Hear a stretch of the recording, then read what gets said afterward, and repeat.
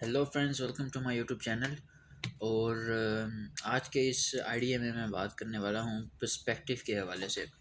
अभी जब मैं साइट पे पहुँचा तो एक दोस्त से बात हुई और हम जिक्र कर रहे थे कि यार हम टीवी पे आ गए हैं और डब्ल्यूडीजी की इंस्टॉलेशन ये वो कैसे चल रहा है। तो तभी एक बात मेरे माइंड में क्लिक की कि ये जो हम टर्म्स यूज़ कर रहे हैं, फॉर एग्ज़ाम्पल अगर मैं कहूँ कि यार आप टीवी पे पहुँच गए, तो बहुत से लोगों के लिए टीबी का वर्ड एक वो उसको सेंस में ले जाते हैं कि ये कोई बीमारी है। ऑब्वियसली ये कोई बड़ी डेंजरस सी बीमारी है, तो उस सेंस में हो रही है। अब अगर किसी में कहूँ कि यार डब्ल्यूटीजी पे काम कैसे चल रहा है, तो डब्ल्यूटीजी मतलब what the hell is WTG. तो इससे एक हमें एक जो लेसन मिला, या कम से कम मुझे जो एक लेसन मिला, कि ये सारी बात है पर्सपेक्टिव की और बैकग्राउंड की और अंडरस्टैंडिंग की। कि आपको नहीं पता कि टीबी जब मैं यूज़ कर रहा हूँ वर्ड, तो इसका मतलब टीबी बीमारी नहीं, ये है ट्राइगोन बोस्टन। और क्योंकि अब यहाँ एक ट्राइगोन बोस्टन एक पावर प्लांट कंस्ट्रक्शन हो चुकी है 2017-18 में। तो हम जब आते हैं तो हम यहाँ इधर आते हैं पहले, तो एक लंबा एक बैकग्राउंड और हिस्ट्री है। लेकिन अगर कोई आउटसाइडर सुनेगा, जिस तरह आपने पहली दफ़ा इस वीडियो को देखा और सुना, तो उसको लगेगा पता नहीं ये टीबी क्या किए जा रहे हैं, टीबी पता नहीं बीमारी है या क्या है, इसका जिक्र हो रहा है। फिर बात होती है डब्ल्यूटीजी की। डब्ल्यूटीजी क्या है?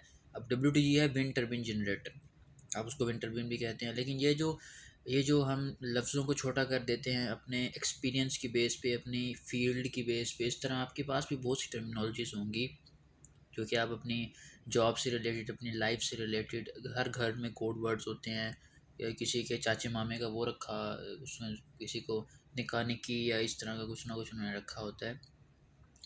तो ये एक अभी एक मेरे ज़हन में बात क्लिक हुई कि अगर हम एक एक एक चीज़ को समझें कि हो सकता है इस बंदे ने ये वर्ड, इस बंदे ने या बंदी ने, इस पर्सन ने ये वर्ड यूज़ किया है, इसका एक बैकग्राउंड है, इसकी एक बैकग्राउंड स्टोरी है, या इसका कोई ना कोई ऐसा बैकग्राउंड है जिसमें इसने ये वर्ड यूज़ किया है, इसकी कोई ना कोई अहमियत होगी।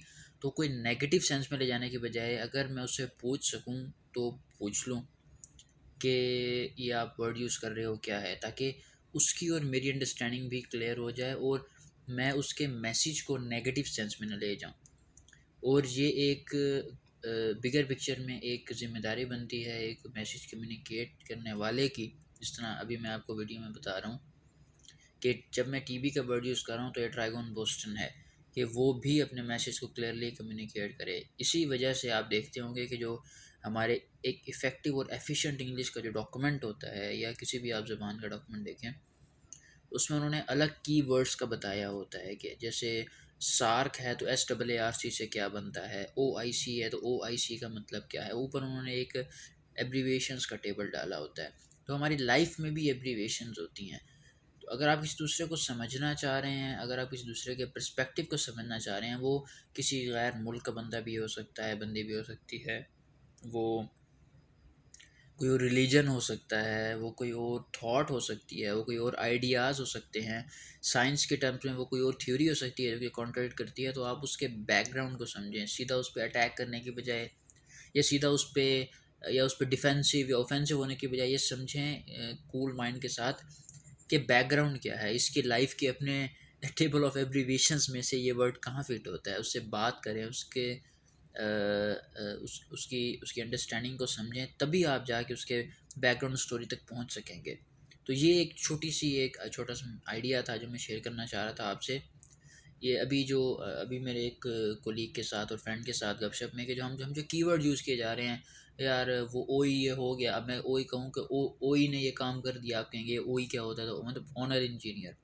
अब मैं कहूँ कि ये, हाँ यार वो क्लाइंट के साथ जो मेरी बात हो गई थी, तो अब वो क्लाइंट किस कॉन्टेक्स्ट में है, तो जब तक वो जब आप बैकग्राउंड किसी चीज़ का नहीं समझते, तब तक आपके लिए उस बंदे को समझना मुश्किल है, तब तक मेरे लिए वो मैसेज कम्युनिकेट करना मुश्किल है। तो जो मैसेज कम्युनिकेट कर रहा है, ये दो तरीके से चीज़ें होंगी। जो मैसेज कम्युनिकेट कर रहा है वो क्लियर मैसेज कम्युनिकेट करे कि मैं कहना क्या चाह रहा हूँ इन दिस पर्सपेक्टिव, कि जिस कॉन्टेक्स्ट में मैं बात कर रहा हूँ। लाजमी नहीं है कि सिर्फ मेरे कॉन्टेक्स्ट या मेरे जानने वाले ही इस वीडियो को देख रहे हैं। मतलब मैं ये समझूँ कि ये वीडियो मैं अपलोड कर रहा हूँ यूट्यूब पे, तो सिर्फ विंड टरबाइन वाले देखेंगे या जंपीर वाले देखेंगे, नहीं। तो मैंने एक बिगर पिक्चर के लिए, बिगर ऑडियंस के लिए मैसेज कम्युनिकेट करना है। और जो मैसेज रिसीव कर रहा है उसकी ज़िम्मेदारी है कि वो उसके बैकग्राउंड को समझे विदाउट एनी आप कहना चाहिए कि विदाउट एनी बाइसनेस कि ये बंदा बोल रहा है तो नेगेटिव ही बोल रहा है। हो सकता है आप किसी बंदे की बात सुन रहे हों अपने कल्चर के हवाले से, और हो सकता है उसको उस कल्चर का एक्सपोजर ही ना हो। तो एक दूसरे की अंडरस्टैंडिंग करें, एक दूसरे को हेल्प करें, और एक दूसरे के जो ये टेबल ऑफ एब्रीविएशंस हैं, ये जो सिनोनिम्स एक्रोनिम्स होते हैं, इनको समझें और एक दूसरे के साथ कोऑर्डिनेट करें, क्योंकि ह्यूमैनिटी यही है कि आपने एक दूसरे को समझ के चलना है। वरना तो अगर आपने ये चीज़ नहीं करनी है तो जेफ बेजोस के साथ चलते हैं। फिर एक टिकट ऑक्शन हो रही है, मेरे ख्याल में 3-4 मिलियन उसकी लास्ट ऑक्शन की प्राइस थी। उसके साथ बैठ के निकलते हैं। फिर अगर दुनिया में रहना है तो हमें एक दूसरे को समझ के चलना पड़ेगा।